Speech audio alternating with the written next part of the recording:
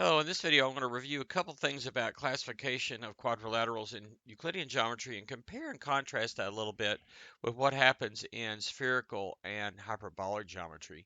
So this is the basic hierarchy uh, graph that we've looked at for different classes of quadrilaterals in Euclidean geometry that we've studied, along with an example of each class. Okay. And notice we have quadrilaterals here. Concave and convex is actually a partition of the quadrilaterals.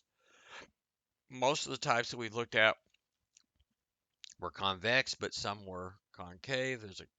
Kites could be uh, concave, a dart, or it could be convex.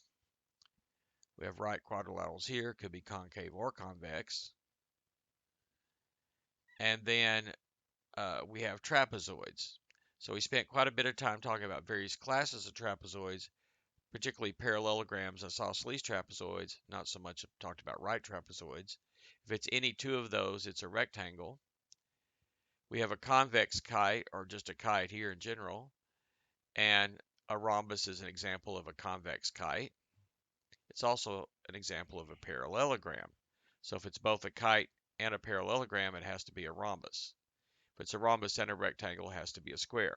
Now, square, of course, is the most uh, special of all because it has all the properties of everything above that's above it in this hierarchy graph here. But a rhombus and a rectangle have lots of cool properties as well. But they kind of inherit those properties from something earlier. So if you can prove properties of kites and properties of parallelograms, basically just putting those together gives you the properties of a rhombus. And properties of a rectangle really come from the combined properties of a parallelogram and isosceles trapezoid. And the properties of a square come from combining the properties of a rhombus and a rectangle.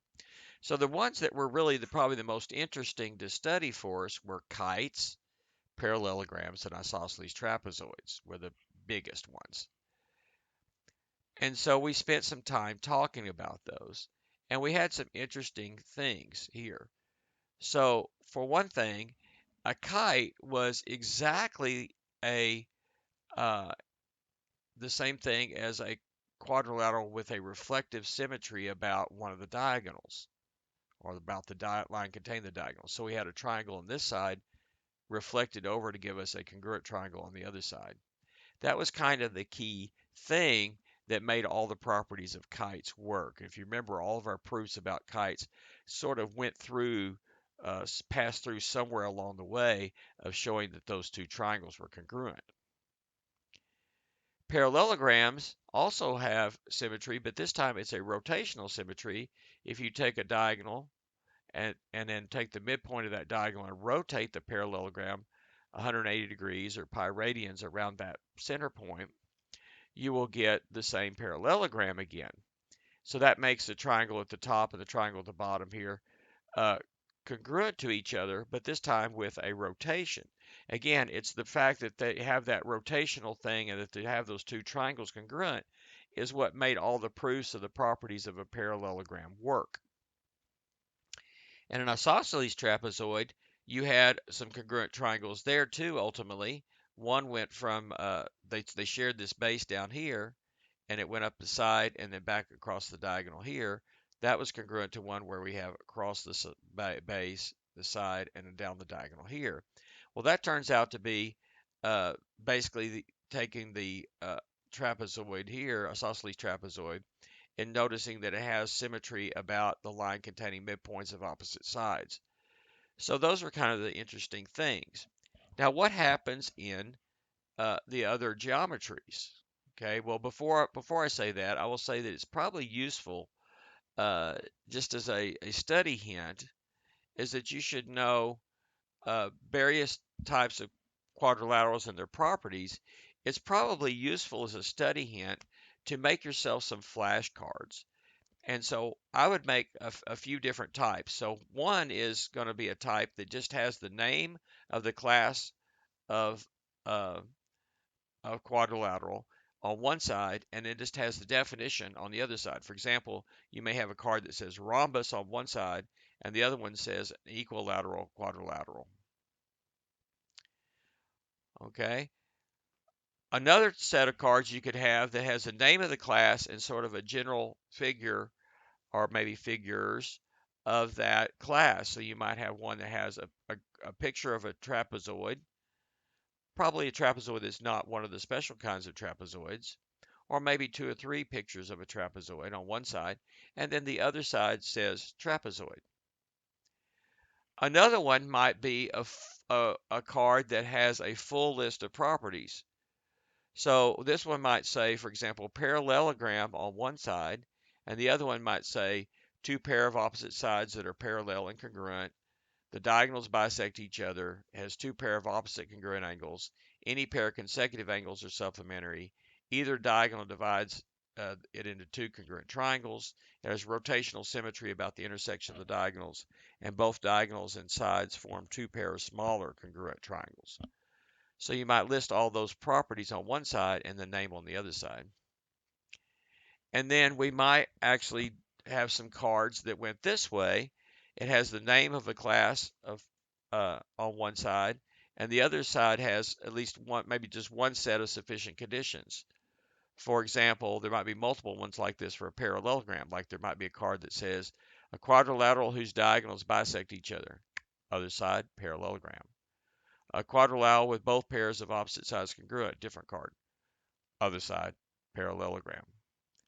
Okay, so that's not just the definition. So, and you might even make these like definition cards one color, either one color ink or one color card. The cards of each of these types may be different colors. Okay, and then practice going through those cards. Some of them, most of them, you can go through both directions. Look at the parallelogram, see if you can remember all the basic properties of it. Look at the properties and say, oh yeah, that's a parallelogram. Um, Look at the definition. Remember, oh yeah, that's a rhombus. Look at the rhombus. Oh yeah, what's the definition? Here it is. And check it on your card. And then just go through those cards as many times as possible. One thing you might do is then shuffle them up, go through them. If you get it right the first time, put it in a pile on the left. Do it again, go through the next one. If you don't get it right, put it in a pile on the right. Go through all the cards that way, then pick up the pile on the right that you didn't get right the first time, shuffle them up and keep going through it, and keep going through it till you get them all in the left pile. This would be a good way to study these different things so that you've completely mastered this. Okay, now here, that's a good idea for just Euclidean geometry. Now the next thing I want to do is show how this might compare to non-Euclidean geometry. Okay, so particularly I want to talk about a couple of different, actually three different classes. There's a class of quadrilaterals with reflective symmetry. Well, that's the class of quadrilaterals ABCD with triangle ABC is congruent to triangle ADC. In Euclidean, hyperbolic, and spherical geometries, that's identical with the class that we call kites. So all kites in all three geometries have that same property.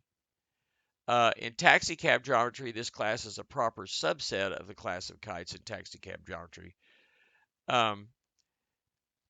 And this class of quadrilaterals, when it exists, or where it exists in all four of these geometries. It has essentially the same properties as kites do in Euclidean geometry, including having the reflective symmetry about the line containing the major axis, and all the other properties that kites have.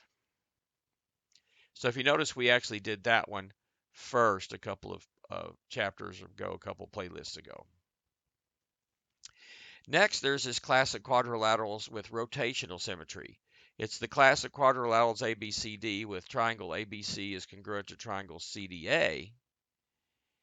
And that's identical with the class of parallelograms in Euclidean geometry. Those are the same class.